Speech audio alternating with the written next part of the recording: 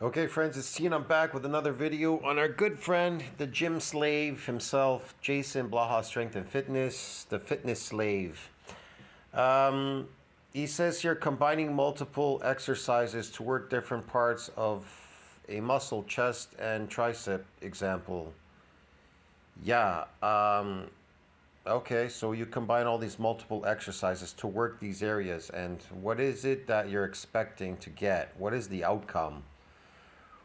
If you're adapted to these exercises, what do you think the outcome is if you're adapted to doing something like a factory worker? They come in, they're adapted now. They're not, there's nothing going on there. There's no adaptations anymore. They don't need any adaptations unless they're moved to another line and they may be lifting heavier boxes or doing something else specific. And their body's going to give them an adaptation. But he's adapted to these exercises. So what does he expect to get if you're adapted? Hey everybody, it's JasonBlaha here, and today I want to chat with you guys a little bit about understanding that combining exercises for complete development of looking at how we would look at different elements a little bit to develop muscle. So for example, Again, how are you going to develop these muscles if your body rapidly adapts and protects itself? The only way a body could truly change is either through this damage. That's the only way to change it, is to what you would call muscle damage, and then a thermogenic effect, that you want to burn some fat off so you look kind of muscular, so you can actually see muscles protruding. So those are the only ways. You understand me? But how could you change if you're adapted? this all came from the same workout I did. And this is something where we could discuss the pectorals and the triceps, right? These are two of the biggest primary movers in most of these exercises. Your coach is adapted. He works out every single day. Look at these videos every single day on the same exercises. Did he not just do bench press yesterday, the other day? And look at his videos. He's bench pressing constantly. Yeah, man, he's adapted. It's too frequent. And it's a relevant discussion here because these are three very different exercises. So you'll see me performing. Look at that chest. It's never growing. If anything, he has man boobs. He's got high estrogen because of this. Because lifting crashes your testosterone. Yeah. It's happened to factory workers, labor job people. They have all these problems as well because of physical labor. That's what he's doing. This is physical labor. It may not look like it to you, but it's still physical labor. Here, the flat barbell bench press. In his mind, he thinks, well, I'm doing physical labor, so I'm going to build a muscle. I don't think anybody in a factory or doing labor jobs on construction sites or whatever they're doing there, or digging ditches or building things or whatever, are not thinking in their head, hey man, I'm going there because I'm going to build a muscle. I don't think anybody's thinking that. Even though they're working very heavy labor jobs, they're not going there, going in their mind thinking, hey man, I'm going there and I'm going to build a muscle. See what I mean? Now, if they get an adaptation, let's say they get an adaptation in muscle growth, then that's a good thing, definitely. That would make their job easier. See what I mean? But it isn't going to give you any more adaptations. Once you do one thing, it adapts rapidly and it doesn't give you any more adaptations. That is the problem. Yeah, so these construction workers or laborers, they usually circulate around. They don't usually do the same stuff over and over again. So they tend to get a few adaptations. That's why you may look at a construction worker and say, fuck, is he built? He may be built because he's doing wheelbarrow, then he's bricklaying, he's got to do cement stuff, he's a bunch of different things. He's lifting stuff all day, he's hammering, his forearms may be massive because he's hammering. And maybe he switches to jackhammer. I don't know. I can't really tell you for sure. But I know that they get some different adaptations. Performing the incline barbell bench press at 45 degrees, and then you'll see me doing plate pullovers with a straight arm. All right. That's why once you come into the gym and you lift these weights, you come into the gym, your body rapidly adapts. like that token ring I showed in Nuclei Overload. You come in, you're untrained, first training, satellite cell fusion, boom, hypertrophy. That's it. Because your body's adapting. That's how it adapts to things. It rapidly adapts by causing some structural damage. That damage repairs and remodels a bit stronger by giving you some more muscle cells, and then that's it. You're adapted to these machines, these weights, and everything that you're doing. And there are no more adaptations, and you call it newbie gains, you call it I don't know, genetic limit, hard gainer, all these weird things. That's what you call it. I call it an adaptation. I call it an M&D size limit, and yeah, man, that's really what it is. You're adapted. Right, so up front we have the barbell bench press, which I tend to use as a primary exercise, meaning I do it first. It is overall one of the best mass builders for the upper body. It is one of the best strength testers for the upper body. This is largely agreed upon by strength coaches, largely agreed upon by academics. Like I said, even though he says combining multiple exercises to work different parts of a muscle, chest, tricep. Yeah, that is the whole point. All these people are going to combine these exercises, different variations.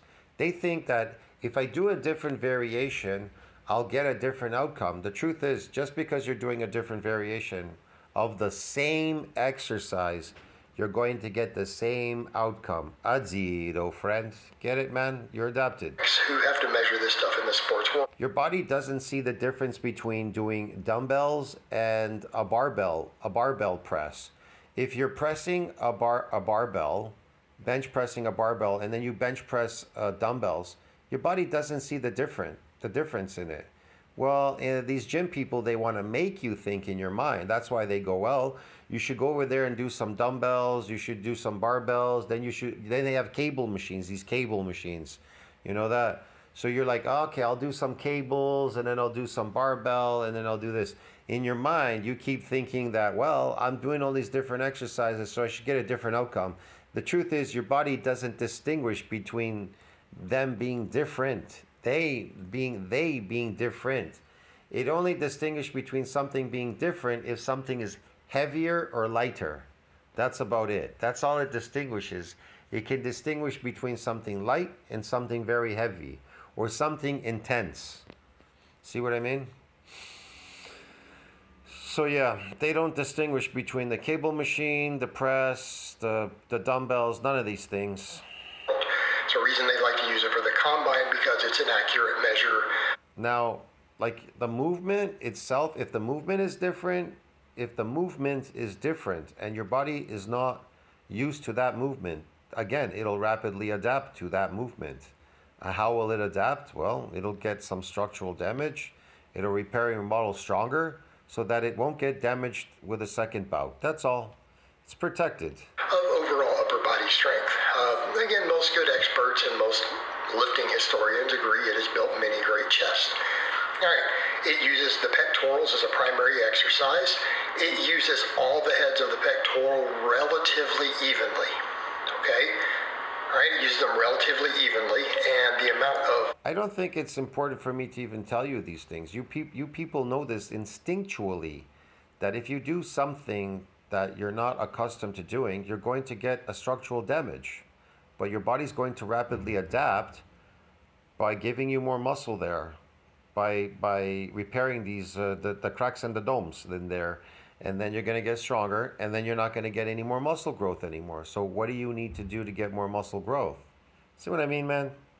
I think people are confused out there. A lengthened position is stretching. I'm talking about real muscle. I'm not talking about sarcoplasmic hypertrophy, stupid fluid muscles like this guy, an endurance athlete now lifting all day. Get on it can vary a bit depending upon your grip spacing, how much of an arch you use. But okay, so why does your body rapidly adapt? Why is it giving you sarcoplasmic as opposed to myofibular? Because you're an endurance athlete now. You're lifting these weights. Your body's adapted to the weights. If they're adapted and you keep lifting them repetitively, you're an endurance athlete. So your body doesn't distinguish. It doesn't see anything other than, well, we need to load more of this glycogen in the muscle because that's what you're eating. If you're eating carbs, it'll load those carbs in the muscle. If you don't eat them, they won't load in there. So if protein does build muscle, why aren't you eating protein if that's what you're doing? See what I mean? It's the protein. It doesn't. It's meaningless if your body's adapted and you're not getting any more adaptations. You could eat as much protein as you want, and those muscles will not grow because they have an M&D size limit. You understand me? Each cell is overseen by M&D, and so it can't get any bigger. It isn't a fat cell. All right, it's a muscle cell. Shit. I do it with a pause because, again, that works more pectoral. The pecs are forced to stay into the lengthened position longer, and it's just great for overall pec development. What else? It's great for pec development, overall pec development. It just stays in this motion, and it's overall great for pec development. But where's his pecs? Where's the development? There's no development. There's nothing. It's adapted. How could there be any development other than what? ATP, the glycogen, maybe fucking drawing in there, and you misconstruing that being development. So we get from this exercise. It's Then you go, God, does he look jacked? Yeah, he ate a lot of carbohydrates. He looks jacked. really good for building the lateral head of the tricep. Right? For building the head of the lateral tricep. Anytime somebody tells you building the lateral head of the tricep, they are talking about sarcoplasmic hypertrophy. Because if he said it was good for causing damage to the muscle fiber head, then I'd probably understand what he was saying. But I would still tell you it's not getting damaged because of repeated bout effect phenomena. Been observed in the lab, been observed in the room. You can observe your coach is adapted to all these exercise, to these movements. Nothing is going on there. He's like a factory worker lifting in lifting hell, limbo. That's why I say you are a lifting slave. You understand me, man? You are a lifting slave. A lot of guys who have real big Your body's adapted. There's no more adaptations. You're a lifting slave. benches. You notice that outer side of that tricep, that outer edge on the outside of the elbow, right? Outside of the arm, tends to be big if they have a really strong bench. And it makes sense. The data that's looked at it is generally found it makes it grow even faster than smaller exercises. Sure it does. Okay? It's a good all-around mass builder. A ton of stabilizers get used, works the entire. Yes. What builds mass? Oh, if muscle's going to build mass, protein synthesis needs to exceed that breakdown. Yeah, if it's going to build mass. But if it could, here's another problem. If it's going to build any more mass, then you need more of these progenitor cells, these muscle cells. Without more muscle cells, you're not going to get any. You can't mess up anything because those fibers, they have an M&D size limit. Entire chest works the front delt extremely effectively, and it works the lateral head of the tricep. It's a good base builder. It's a good base builder. Just all around chest exercise and not bad. It's a good base builder. Absolutely zero. For triceps. All right, then I have after that I usually do an incline bench. What does the incline bench bring to the table? A little more shoulder for one. Again, you're looking to push your shoulder. Brings up a little bit more shoulder. It's going to compensate you with androgen receptors for that force production. That's about it. Development a little bit further. This is an exercise that does it. Your body simply does not want to put on muscle. And there's a reason for that. What else do we have here? Tricep stimulus is very similar to the bench press. So again, we're hitting those same areas. Think about it. Muscle requires a lot of protein. It requires a lot of protein, even the maintenance of it and things like that. It requires protein. So why would your body give you more muscle? It has to carry you through a famine. We live in nature, right? Oh, we live in the fantasy world now. I forgot. We live in these zoos called cities. But you're still of nature. And so in nature, you need to be carried through a famine. Why would it do that? The only thing that it would give you is if you were to eat carbohydrates or something, it would load in the muscle as an energy source. You understand me? Because at least that it could use as an energy source to carry you through a famine. So it would load more, its preference is to load more of this energy source into the muscle, giving you these fake appearing muscles. They appear like you have muscles, but it's fake because it's fluid. It's an energy source, ATP. Get it? Because your body is meant to keep you alive through a famine. That's why it'll load shitloads of sarcoplasmic hypertrophy as opposed to creating myofibrillar growth. You understand me, man? Yeah. Areas again, and we want to be clear, these exercises work the entire muscle. It's more biased towards that lateral head of the tricep. Boy, he loves to wear out his muscles and accelerate aging. This guy is just fucking, he's a brainchild, man. All right, same thing, we come over to the incline. The incline actually works the whole chest. It seems to put a little bit of a bias towards the upper portions, the upper regions of the muscle. It doesn't isolate. Again, you notice your coach is never changing. He's never changing. The only thing he ever did was try to lower his body fat. That's about it. That's all he's doing. Or anything crazy like that. The lower chest still grows from incline, still stimulated by it. It just biases it. So It does grow? How come yours is not growing then? what does this mean? It's going to Baloney. puts us into a lengthened position. Flavors. Stretch position movements puts us into a lengthened position. We could argue that it's a little more lengthened with the incline. No, it doesn't work as much total muscle. And I'm a fan of the Lengthened position. incline, but I think these two combined together, you could split your volume a little bit if you're not getting what you want. Like let's say you're only going to do so many sets for chest. Well, He's got a lot of volume here. There's definitely a lot of volume there. Sarcoplasmic hypertrophy. That's what trained people get. That's why people ask me, why do trained people get sarcoplasmic? It's really easy, man. Jeez. It's because you're adapted. You understand me? Your muscles are adapted. So what would be the secondary shift, you coming in doing high volume work? If you're doing high volume work and your muscles are adapted, you are an endurance athlete.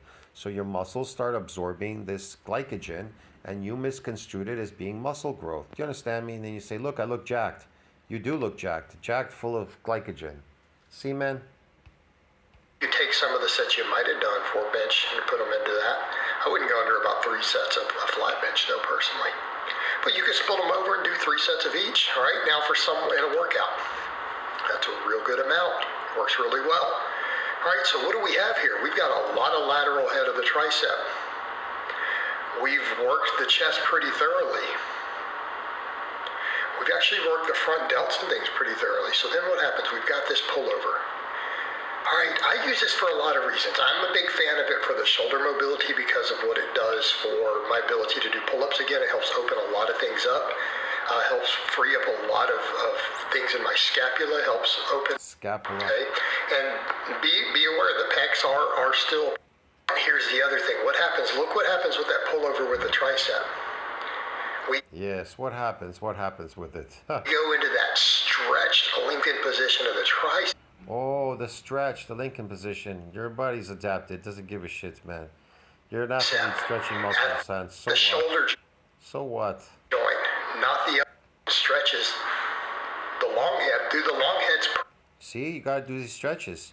If you're adapted and you start stretching, what do you think you're gonna get? Nothing, at 0. primary function. Connected with the bench press. Stretching actually weakens your muscles. Instead of just accentuating what the bench does and focusing more on upper chest and delt, Oh yeah. by combining these together, all of them are going to hit different muscle fibers within those muscles.